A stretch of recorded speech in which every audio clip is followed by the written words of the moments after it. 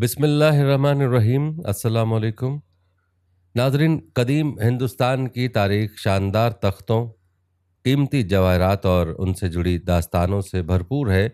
अलबत्ता इनमें दो नाम सबसे ज़्यादा मशहूर हैं, तख्त ताउस और कोहे नूर हीरा।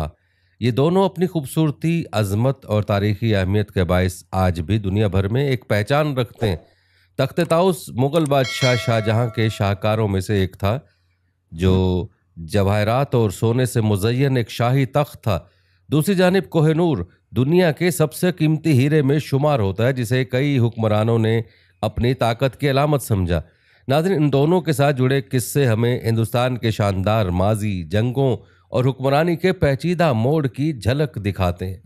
नादिर शाह की दहली पर यलगार, महाराजा रंजीत सिंह की हुक्मरानी और बरतानवी साम्राज्य का उरूज सभी इन दास्तानों का हिस्सा हैं। आज की वीडियो में आपको तख्त ताउस और कोहिनूर की हैरत अंगेज कहानियों के बारे में तफसील बताएंगे। ये दिलचस्प तफसीलात जानने के लिए वीडियो को आखिर तक लाजमी देखिएगा। नाज़रीन, सबसे पहले बात करते हैं तख्त ताउस की, जो एक शाही अजूबा है।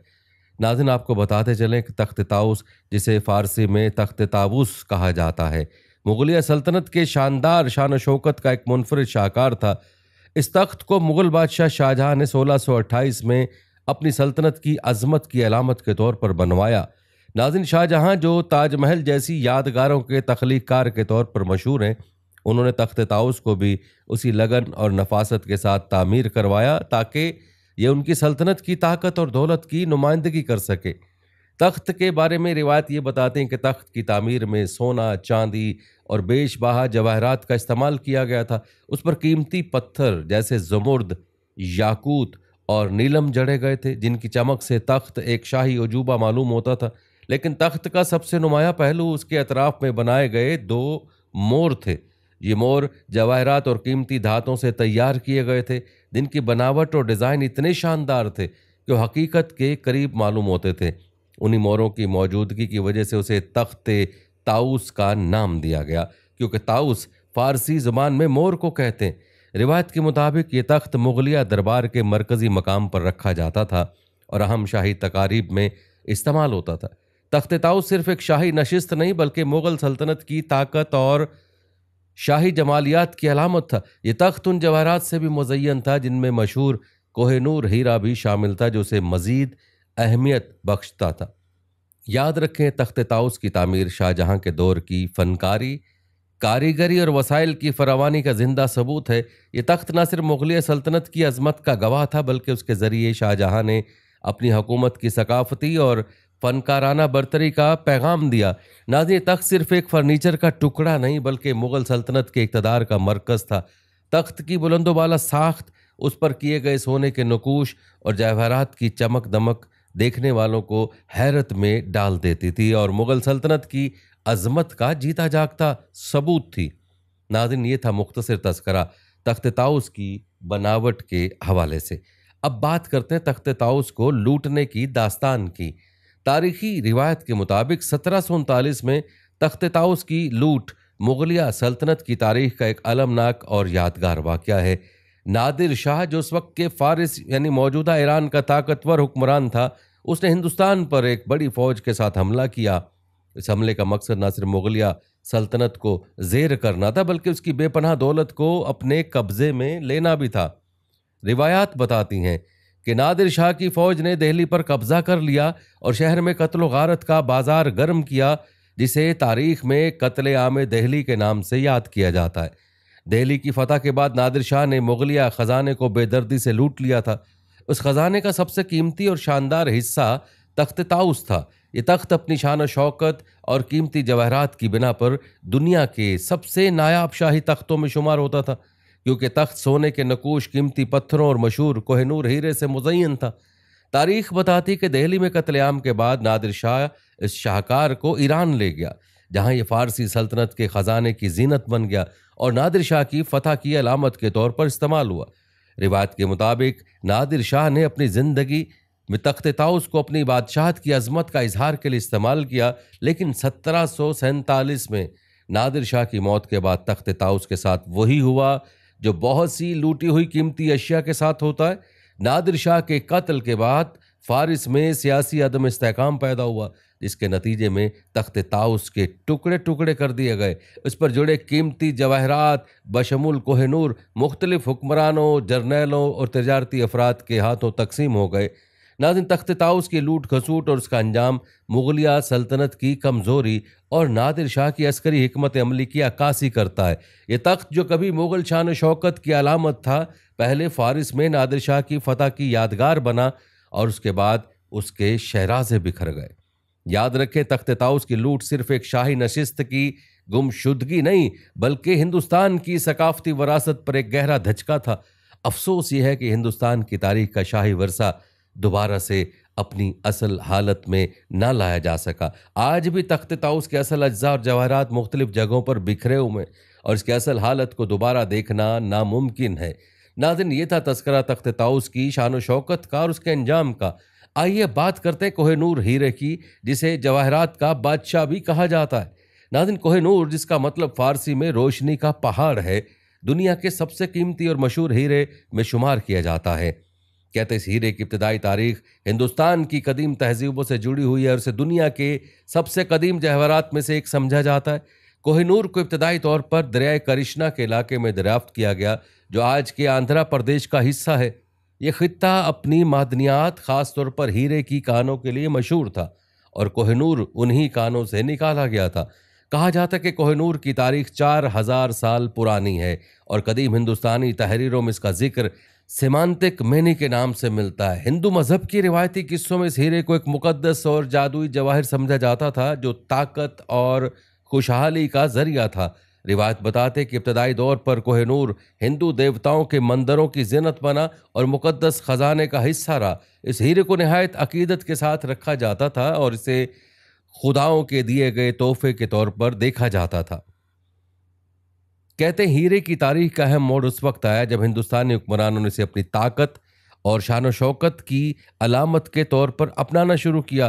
13वीं सदी में दिल्ली सल्तनत के क़याम के बाद यह हीरा शुमाली हिंदुस्तान के मुख्तलिफ सल्तनतों और हुक्मरानों के दरमियान गर्दिश करता रहा। हर हुक्मरान ने उसे अपनी फतूहात और इक़्तिदार की अलामत समझा और एक ऐसा वक्त था जब कोहिनूर को न सिर्फ एक कीमती जवाहिर बल्कि एक सियासी ताकत के निशान के तौर पर देखा जाता था।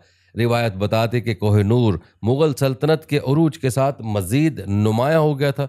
मुगल बादशाहों ने इस हीरे को अपने शाही खजाने में शामिल किया और उसे अपनी अजमत की अलामत बनाया।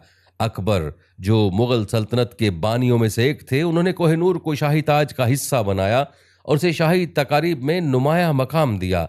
अकबर से लेकर शाहजहां तक यह हीरा मुगल खानदान के जेवरात में एक मरकजी हैसियत रखता रहा। शाहजहां, जो अपनी फनकाराना बसीरत और तामीराती शाहकारों के लिए मशहूर है, उन्होंने कोहिनूर को तख्त ताउस में जड़वा दिया, जो मुगलिया सल्तनत की शान शौकत की सबसे बड़ी अलामत था। तख्त ताउस पर जड़े इस हीरे ने उसकी जमालियाती हुस्न को मजीद बढ़ा दिया था और उसे दुनिया के शानदार शाही तख्तों में शामिल कर दिया था। इस दौरान कोहिनूर न सिर्फ एक कीमती पत्थर बल्कि मुगलिया सल्तनत की ताकत, दौलत और अजमत की अलामत बन गया था। नादिन, कोहिनूर की इब्तदाई तारीख हमें यह समझाती है कि हीरा महज एक जवाहिर नहीं बल्कि एक दास्तान है जो हिंदुस्तान की सकाफत, मजहब और सियासी तारीख के अहम पहलुओं को जोड़ती है। ये हीरे की वो इब्तदाई दास्तान है जिसने बाद में उसे दुनिया भर में शोहरत और तनाज़े का मरकज़ बना दिया। नादिन, पहले भी जिक्र हुआ कि 1739 में नादिर शाह, जो फारिस का एक ताकतवर हुक्मरान था, दिल्ली की फतह के दौरान मुगलिया सल्तनत के बेपनाह खजाने पर कब्जा करने में कामयाब हुआ था और इस खजाने का सबसे कीमती हिस्सा कोहिनूर हीरा था, जो उस वक्त मुगलिया सल्तनत के शाही ताज का हिस्सा था और तख्त ताउस में जड़ा हुआ था। कहा जाता है कि जब नादिर शाह ने पहली बार कोहिनूर हीरे को देखा तो उसकी चमक और खूबसूरती से बेहद मुतासिर हुआ। यह हीरे की बेमिसाल खूबसूरती ही थी जिसकी बिना पर नादिर शाह ने उसे कोहे नूर यानी रोशनी के पहाड़ का नाम दिया। ये नाम आज भी उस हीरे की पहचान है और उसकी अजमत को बयान करता है। रिवायत बताते कि नादिर शाह दिल्ली की लूट मार के दौरान कोहिनूर के साथ दीगर कीमती जवाहरात और ख़जाने को अपने साथ ईरान ले गया। यूं ये हीरा नादिर शाह के शाही ताज का हिस्सा बन गया था और फारिस की सल्तनत की शान शौकत की अलामत रहा। लेकिन नादिर शाह की मौत के बाद फारिस में सियासी अदम इस्तेहकाम पैदा हुआ, जिसके नतीजे में कोहिनूर की मलकियत बार बार तब्दील हुई। नाज़रीन, आपको बताते चलें कि नादिर शाह को कोहिनूर पर कब्ज़ा न सिर्फ मुगलिया सल्तनत के ज़वाल की अलामत था, बल्कि इस हीरे की मुतनाज़ तारीख का आगाज़ भी था। ये वाक़या इस बात का सबूत है कि कोहिनूर न सिर्फ एक जवाहिर था, बल्कि ताकत, दौलत और फतह की अलामत भी था, जो सदियों तक हुक्मरानों के दरमियान कशमकश का बाइस बना रहा। नाज़रीन, रिवायत बताती है कि नादिर शाह की मौत के बाद कोहिनूर का मुकद्दर बदलने लगा। अगरचे नादिर शाह के जानशीनों के दरमियान इक़्तिदार की कशमकश और सियासी अदम इस्तेहकाम ने हीरे की मलकियत को गैर मुस्तहकम कर दिया था, लेकिन 1747 में अहमद शाह अब्दाली, जो कि नादिर शाह के जनरल थे, उन्होंने अफ़गानिस्तान में इक़्तिदार संभाला था और अहमद शाह अब्दाली ने कोहिनूर को अपने कब्ज़े में ले लिया था और उसे अफ़गानिस्तान की सल्तनत के ख़जाने का हिस्सा बना लिया था। रिवायत के मुताबिक ये हीरा 18वीं सदी के आखिर तक अफ़गानिस्तान में रहा। 1799 में शाह शुजा दुरानी, जो अहमद शाह अब्दाली का नवासा था, अफ़गानिस्तान में इक़्तिदार हासिल किया। शाह शुजा की हुकूमत के दौरान कोहिनूर हीरे की मलकियत भी उसी के पास आ गई थी। रिवायत बताती कि शाह शुजा एक ऐसा हुक्मरान था जिसे मुसलसल सियासी मुश्किलात और ताकत की कशमकश का सामना था, और उसके इक़्तिदार के दौरान उसने कई बार अपनी सल्तनत को बचाने के लिए मुख्तलिफ सियासी मुआहदों और फ़ौजी कार्रवाइयों का सहारा लिया था। साल 1813 में शाह शुजा दुरानी ने अपनी सल्तनत की बका के लिए हिंदुस्तान के महाराजा रंजीत सिंह से मदद तलब की। रंजीत सिंह, जो उस वक्त पंजाब के हुक्मरान था, ने शाह शुजा को उसकी सल्तनत वापस हासिल करने के लिए फ़ौजी मदद फराहम की।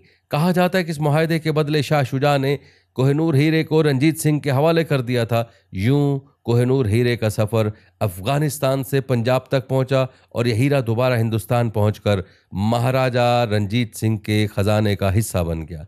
नाज़रीन, आपने मुलाहजा किया कि कोहिनूर 19वीं सदी के अवाइल में एक बार फिर हिंदुस्तान के महाराजा रंजीत सिंह के कब्ज़े में आया, जो उस वक्त पंजाब के एक ताकतवर हुक्मरान थे।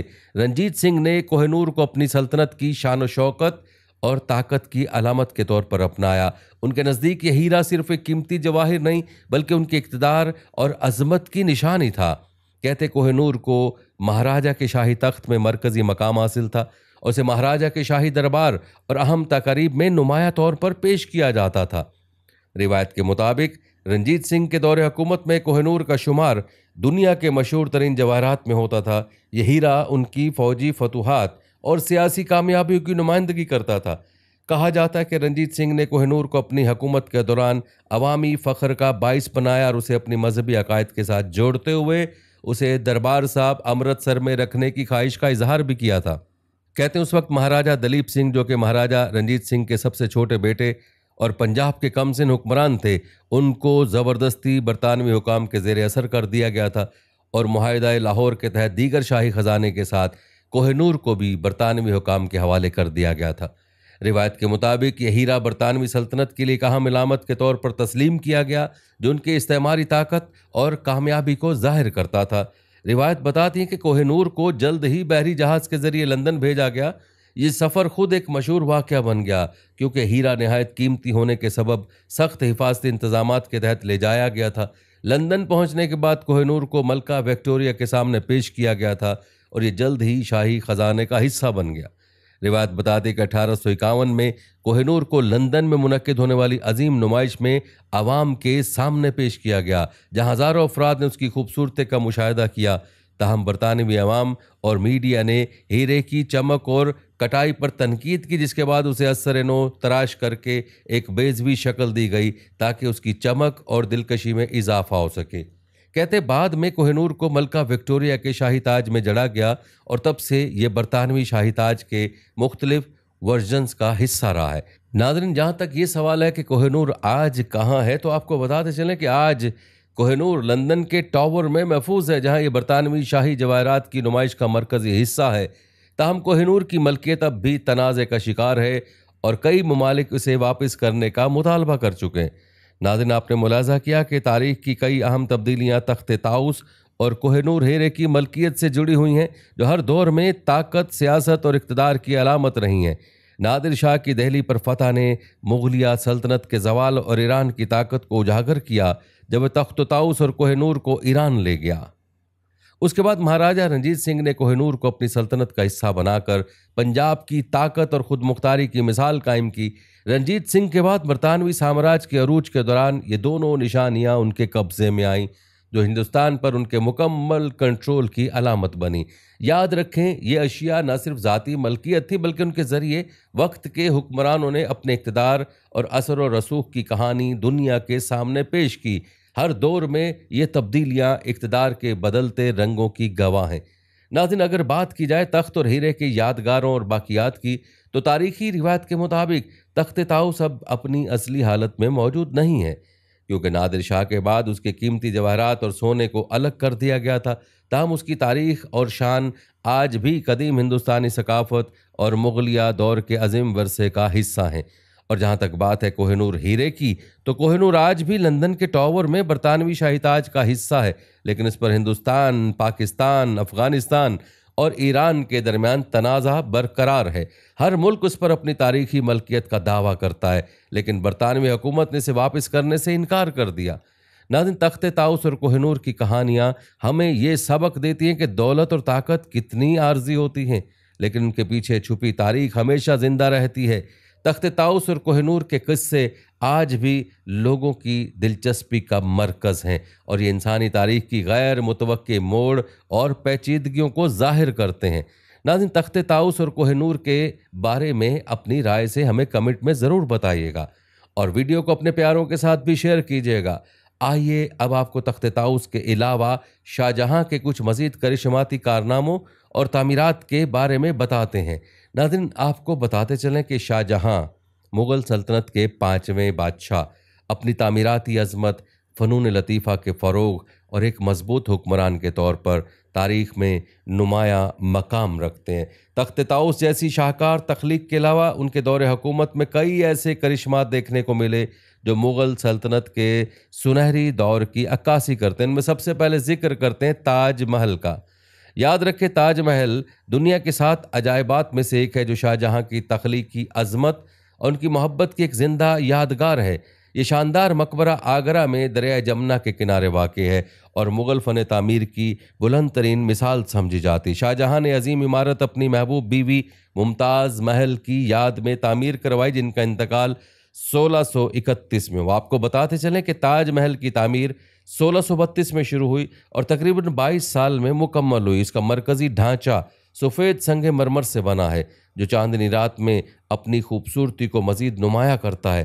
ताजमहल के हर हिस्से पर पेचीदा नक्काशी और कीमती पत्थरों की जुड़ाई की गई है, जिसमें फ़ारसी खतूत, इस्लामी आर्ट और हिंद इस्लामी तर्ज तामीर का हसीन इम्तजाज दिखाई देता है। इस मकबरे के इर्द गिर्द वसी बागात हैं, जिनमें पानी के चश्मे, दरख्त और खूबसूरत रास्ते शामिल हैं, जो एक रूहानी सुकून फराहम करते हैं।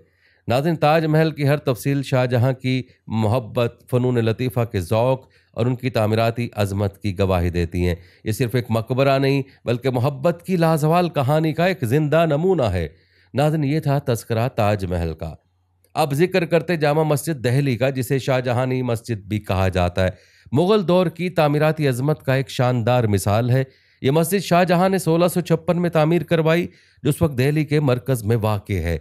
जामिया मस्जिद न सिर्फ बर सग़ीर की सबसे बड़ी, बल्कि सबसे खूबसूरत मस्जिदों में शुमार होती है, जहाँ मजहबी वक़ार और फ़न तामीर का हसीन इम्तज़ाज देखने को मिलता है। इस मस्जिद की तामीर में सुर्ख पत्थर और सफ़ेद संगे मरमर इस्तेमाल किया गया, जो मुग़ल दौर की तामीरात की ख़ास पहचान है।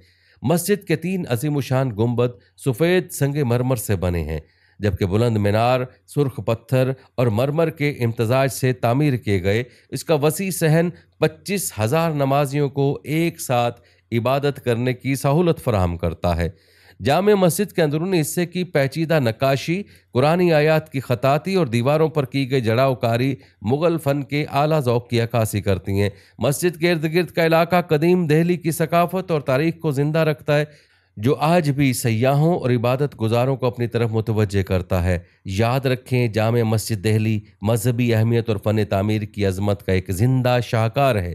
नाज़रीन, शाहजहां की तामीराती महारत और मुग़ल सल्तनत की अज़मत का एक और मज़हर किला आगरा और दिल्ली का लाल किला है। रवायत बताते कि शाहजहां ने आगरा की तारीखी किले की तजदीद की, जो उनके वालिद जहांगीर के दौर में भी एक अहम मरकज़ था। आगरा किले में दीवान खास, दीवान आम और दीगर शानदार इमारतें शामिल की गईं, जो मुगल दरबार की अजमत, इंसाफ और हुक्मरानी की आला मिसालें पेश करती हैं। सफ़ेद संगमरमर और कीमती जड़ावकारी से मुज़य्यन ये किला मुगल फ़न तामीर की शान को मज़ीद बढ़ाता है। दूसरी तरफ दिल्ली का लाल किला शाहजहां के दौरे हुक्मरानी की सबसे अहम तामीरात में शामिल है। 1648 में मुकम्मल होने वाला एक किला मुगल सल्तनत का नया दारुल हुकूमत और शाही महल बन गया। सुर्ख पत्थर से तामीर करदा इस अजीमुशान किले में दीवान खास, दीवान आम, मोती मस्जिद और रंग महल जैसी शानदार इमारतें मौजूद हैं। कहते हैं लाल किला न सिर्फ मुगल हुक्मरानी की ताकत का अलामत था, बल्कि ये वो जगह भी थी जहां मुगल बादशाह अवामी मसाइल सुनते और इंसाफ फराहम करते थे। इस किले की मजबूत दीवारें और शानदार दाखिली दरवाजे मुगल सल्तनत की शान और शौकत को उजागर करते हैं और ये आज भी तारीख और फ़न तामीर का एक जिंदा शाहकार हैं। नाज़रीन, आपको बताते चलें कि शाहजहां की तामीराती दिलचस्पी सिर्फ अजीमुशान इमारतों तक महदूद नहीं थी, बल्कि उन्होंने मुगल तर्ज के बागात की तामीर के ज़रिए कुदरती हुस्न को भी उजागर किया। मुगल बागात जमालियात, आराइश और कुदरती माहौल से मोहब्बत की अक्कासी करते हैं, जहाँ फ़न तामीर और फितरत का एक हसीन इम्तजाज देखने को मिलता है। याद रखें, शाहजहां की शाही बागात में लाहौर के शालामार बाग और कश्मीर के नसीब बाग नुमाया है। शालामार बाग, जो 1641 में तामीर हुआ, एक शानदार मुगल बाग है जिसमें पानी के चश्मे, सरसब्ज दरख्त और खूबसूरत पत्थरों से बने रास्ते शामिल हैं। बाग की तरतीब मुगल फ़न के मशहूर चार बाग तर्ज की अक्कासी करती है, जहाँ पानी के बहाव को एक मरकज़ी हैसियत दी गई। ये बाग सिर्फ आराइश नहीं, बल्कि शाहजहां की जमालियाती हिस्स और अवामी तफरीह के लिए एक तोहफा था। इसी तरह नसीब बाग, जो कश्मीर में वाक़ शाहजहां के दौर का एक और शाहकार है। ये बाग कश्मीर की कुदरती खूबसूरती के दरमियान वाक़ और अपनी पुरसकून फ़िज़ा के लिए मशहूर है।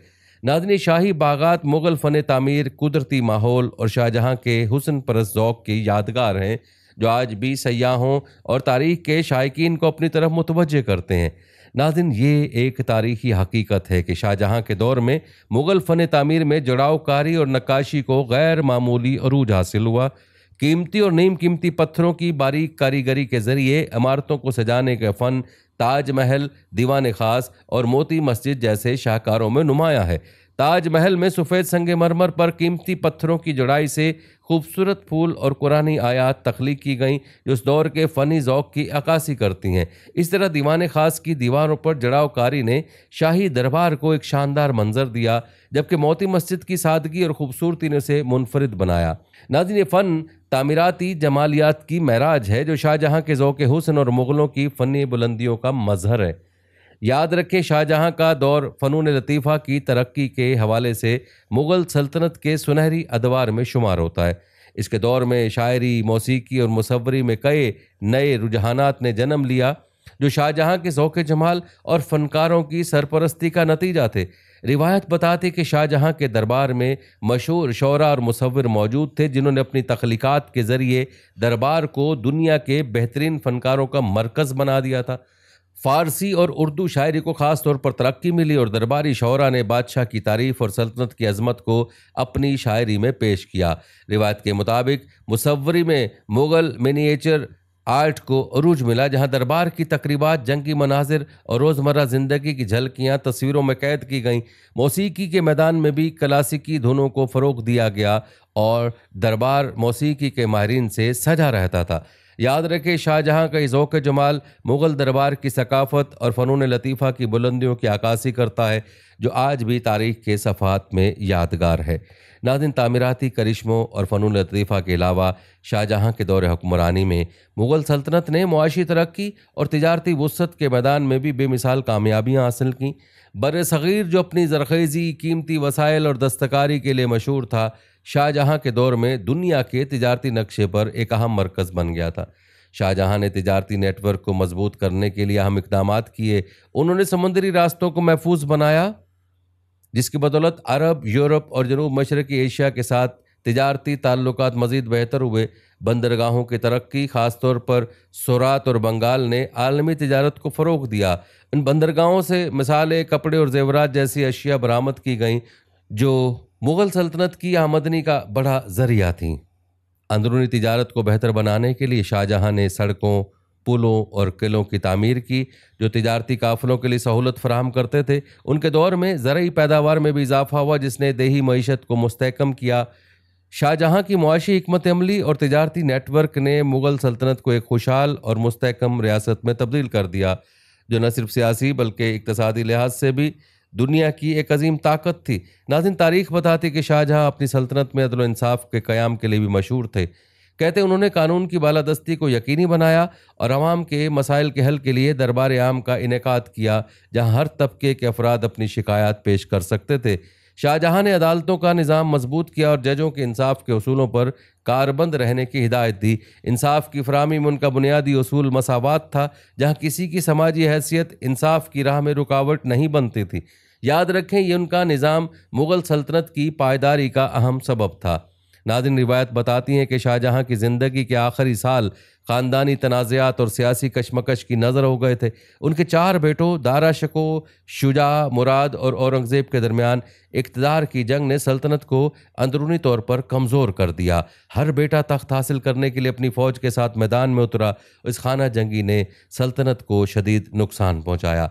दारा शिको, जो शाहजहां के करीब तरीन था, जानशीन के तौर पर नुमाया था, लेकिन औरंगज़ेब की चालाकी और अस्करी हिकमत अमली ने दारा शिको को शिकस्त दी और 1658 में औरंगज़ेब ने इक़्तिदार पर कब्ज़ा कर लिया और अपने वालिद शाहजहां को आगरा के किले में कैद कर दिया था। रिवायत बताती कि शाहजहां ने अपनी ज़िंदगी के आखिरी 8 साल कैद में गुजारे, जहां वो ताजमहल के करीब से अपनी महबूब बीवी मुमताज़ महल की याद खिड़की से उसकी झलक देखते रहे। याद रखें, यही सानहा शाहजहां की अज़मत के ज़वाल और मुग़ल सल्तनत की कमज़ोरी का आगाज़ था। अलबत्ता शाहजहां के हुक्मरानी और उनके कारनामे आज भी तारीख़ के सफ़ात में ज़िंदा हैं और उनकी तख्लीक़ात दुनिया भर में सयाहों को अपनी तरफ मुतवज्जे करती हैं और तख्त ताऊस से लेकर ताजमहल तक शाहजहां की अज़मत के शाहकार उनके नाम को हमेशा ज़िंदा रखेंगे। नाज़रीन, ये थी हमारी आज की वीडियो। कमेंट सेक्शन में अपनी राय का इजहार ज़रूर करें और बताएं कि आप अगली वीडियो कौन से इस्लामिक टॉपिक पर देखना चाहते हैं। आपकी कीमती राय हमारे लिए बहुत अहमियत रखती है और जाने से पहले वीडियो को शेयर ज़रूर कीजिएगा।